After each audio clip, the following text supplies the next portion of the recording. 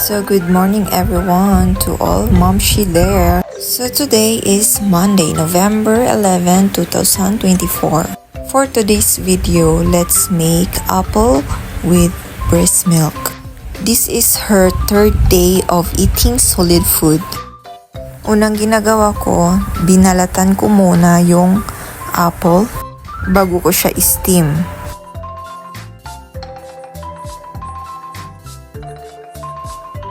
Pagkatapos kong binalatan, hiniwa-hiwa ko siya ng maliliit.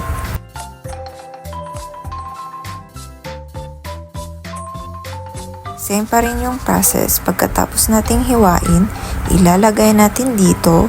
Pagkatapos, linisan lang natin bago natin steam tong apple.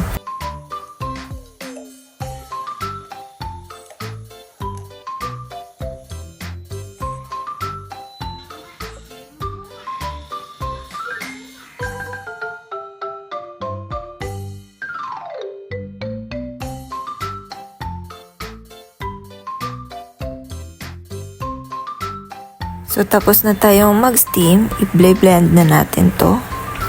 So, lagyan lang natin ng ating breast milk at saka i-blend na natin or shake.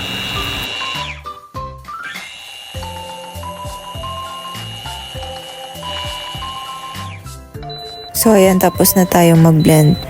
Ihain lang natin bago natin ipakain sa ating baby. At ito ang itsura ng ating apple with breast milk.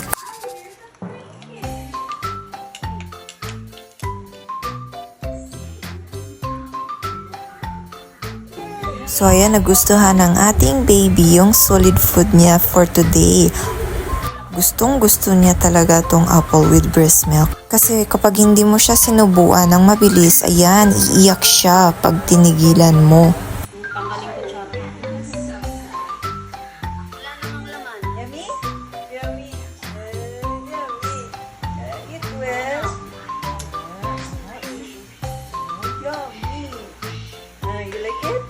Ayan, tignan nyo nga, napatulala na lang talaga siya sa sarap ng kanyang breakfast.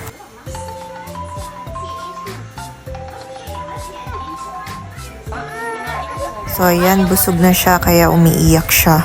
Ang dami ko kayang nagawa at hindi ko in-expect na naubos niya.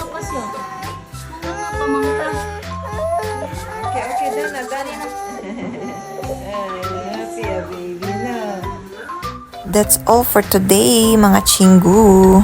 Thanks for watching.